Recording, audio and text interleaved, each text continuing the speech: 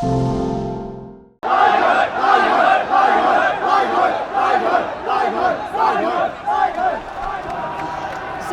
man's been arrested, and judging by the cheers of the crowd, he's another one who is trying to stoke up unrest.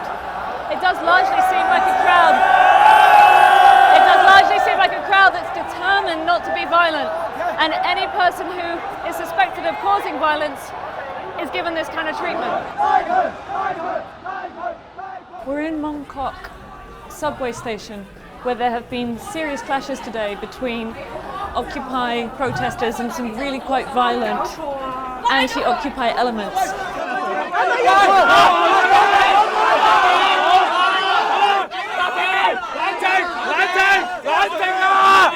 guy was beating up students up there at the exit. So these are the student supporters. They heard the message and then they came round here and surrounding him. So he's now pretending he's drunk. And then they're shouting like, arrest him, arrest him, arrest him. In the Facebook page, it is called the Silent Majority, which is actually some kind of anti-Occupy Central, anti-Umbrella Revolution, the group in Hong Kong. They have evidence paying that $300. They will pay for the triad members to suppress the students in Admiralty, $200 in Mong Kok. This is the man who protesters have accused of beating them up.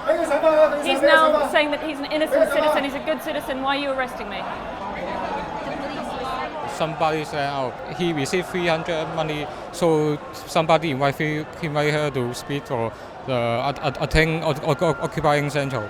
So you're saying that the protesters are being paid to occupy Central? That's really interesting. That's a young guy who keeps on trying to get under the barricades, who has accused the protesters of being paid to come here, which is exactly the accusation that the protesters have said against the anti-Occupy movement. Excuse me.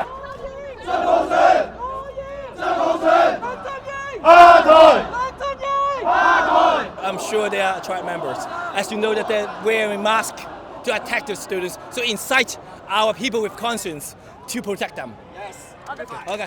Yeah. Thank you. Please broadcast to the whole world to tell the world that we are peaceful people. Peaceful people. Shout to peaceful people. Yeah. Earlier there were some reports of a lot of violence against the students. Did you see any of that yourself? My son is just on spot. Son. 3 guys come to me and tell me, take off your yellow ribbon or otherwise they will come to attack you. Yeah. So you took it off? Yeah, I took it off immediately. I think they all are scared because the people, we gather together to have a very strong power to fight them back. Yeah. And that's why you're here? Yes, of course. Yeah, we are Hong Kong people. We are Hong Konger. We want to fight for Hong Kong. You can see the people. 1 hour before, we get frightened, but 1 hour later we come back.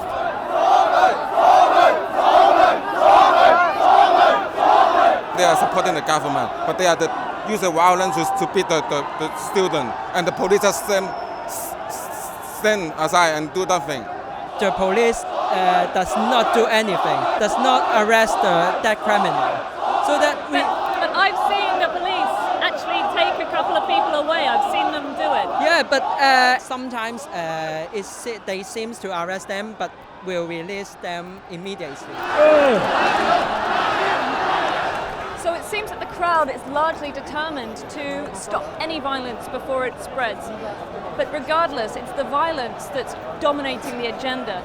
And the protest leadership itself has said that it will back out from any talks with the authorities if the violence continues. The authorities have said that they will consider this now a riot if the violence continues, and that means that it will enable the police to use much stronger action. So either way, even if it's not really spreading on the ground, this violence is very dangerous indeed.